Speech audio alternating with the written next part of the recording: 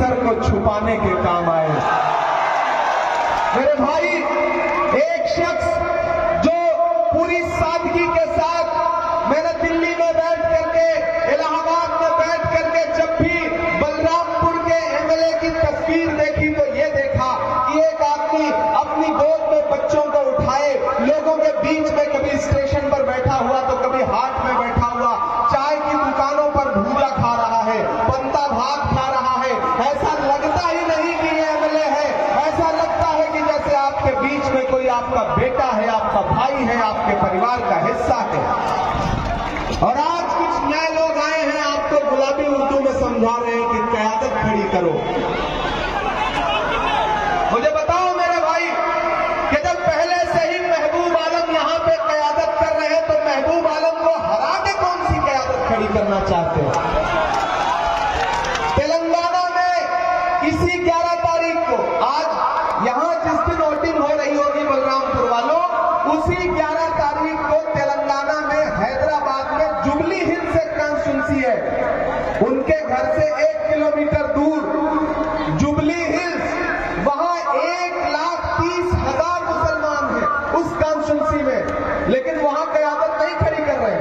वहां कांग्रेस के हमारे कैंडिडेट नवीन यादव के लिए घर घर दामन फैला करके साहब जाके वोट मांग रहे हैं, लेकिन बलरामपुर में आकर के कह रहे हैं कि यहां क़यादत खड़ी करना है। अपने घर पे क़यादत नहीं खड़ी करेंगे, यहां क़यादत खड़ी करना है।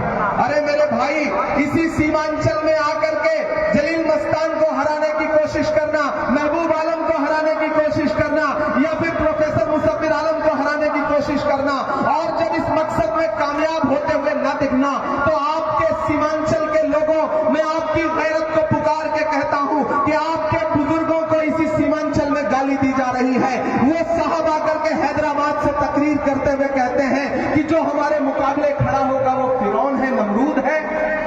मैं आपकी गैरत को पुकार के पूछता हूं कि अगर आप उनको वोट नहीं देंगे तो आप फिरौन हो गए, नमरूद हो गए। इससे बड़ी भी कोई गाली हो सकती है क्या?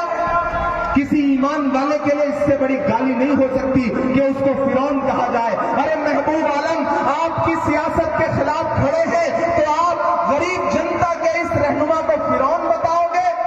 वोट देने वाले नौजवानों को फिरौन बताओगे, नमरूद बताओगे? ये नफरत की सियासत है, ये गालीबाजी है, और इस गालीबाजी का विरोध सीमांचल वालों आपको करना पड़ेगा। इससे पहले भी चुनाव होते रहे हैं, इससे पहले भी एक दूसरे के खिलाफ लोग चुनाव लड़ते रहे हैं, लेकिन क्या कभी फेसबुक पे इस तरह किसी को गाली देते हुए देखा है आपने? बताओ मुझे, देखा है आपने? जो उनके खिलाफ खड़ा है उसको कहेंगे कि दरी बिछा रहा है, यही कहते हैं ना कि दरी बिछाने वाली कहेंगे।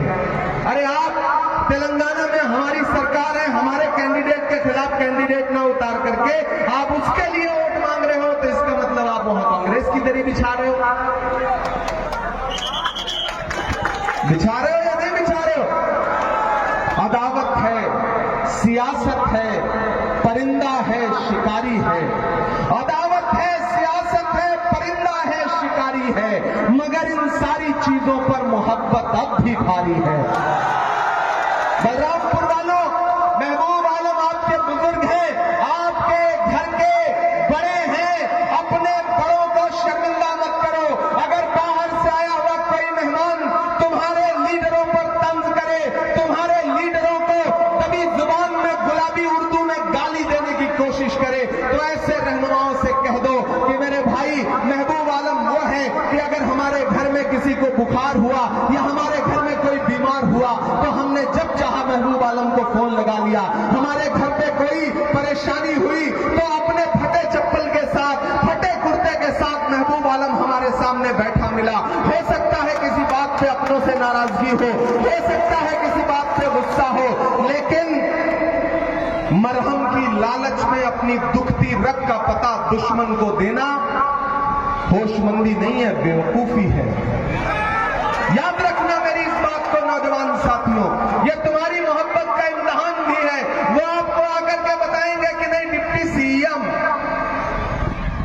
तो मैं ऐलान कर रहा हूं, आप महबूब भाई को एमएलए बना करके भेजिए, क्या पता आने वाला है डिप्टी सीएम ही आपके सामने खड़ा हो, ऐसा भी तो हो सकता है। और मुझे इस बात के इम्कानात तो मिले हैं कि अगर सरकार बनती है, जिसकी पूरी उम्मीद है, मैं खगड़िया से लेकर के, बछवाड़ा से लेकर के, नालंदा से लेकर बिहार शरीफ से लेकर के, ढाका से लेकर के, सिकटा से लेकर के, बेतिया से लेकर के, बरबीघा से लेकर, दीघा से लेकर, फुलवारी शरीफ से लेकर के, पूर्णिया से लेकर, किशनगंज से लेकर, बहादुरगंज से लेकर के, कस्बा से लेकर के, बलरामपुर पहुंचा हूं, पूरे सूबे में प्रचार करता हुआ आया हूं और पूरी जिम्मेदारी से आपको बता रहा हूं कि साथियों, आने वाली 14 तारीख को बिहार में महागठबंधन की सरकार बनने जा रही है, तेजस्वी यादव मुख्यमंत्री बनने जा रहे हैं। अब खुद अंदाजा लगा लो कि महबूब भाई जैसा कद, महबूब भाई जैसा एक्सपीरियंस, महबूब भाई जैसा किरदार है किसी नेता का? नहीं है ना, नहीं है ना। यहाँ जो हजारों हजार लोग हैं, महबूब भाई का कसूर सिर्फ इतना है कि ये फेसबुक पर अपने विरोधियों को गाली नहीं दे पाते, ये लंबी लंबी तकरीरें नहीं कर पाते। अरे तकरीरों से हमारा दिल नहीं बहलेगा, सरे मिंबर वो ख्वाबों के महल तामीर करते हैं, इलाजे गम नहीं करते, फकत तकरीर करते हैं। अपनी तकरीरें अपने पास रखिए। ये बलरामपुर के बुजुर्ग, इन्होंने देखा है महबूब आलम साहब के माथे की पेशानी की झुर्रियां देखा है लोगों ने, इनको इनकी झुर्रियों का दर्द पता है। इनको ये भी पता है कि महबूब आलम के पैरों में जो बिवाई फटी है वो आवाम के लिए सड़कों पर चलते हुए फटी है, आवाम के सुख दुख में खड़े रहने वजह से फटी है। मेरे भाई, अपनों से अगर थोड़ी बहुत शिकायत हो तो क्या करोगे? भाजपा के सहयोगियों को जितवा दोगे? ऐसा करोगे? तो याद रखना मेरी इस बात को कि मुझे राहुल जी ने, तेजस्वी जी ने, दीपांकर भट्टाचार्य जी ने, मुकेश जी ने, आईपी गुप्ता जी ने, सबने कहा कि इमरान भाई महबूब आलम जब असेंबली में खड़े होते हैं तो वो दिखते बड़े सीधे साधे हैं, लेकिन जब बोलना शुरू करते हैं ना तो अच्छे अच्छे सम्राट चौधरी का मुरेठा खुल जाता है।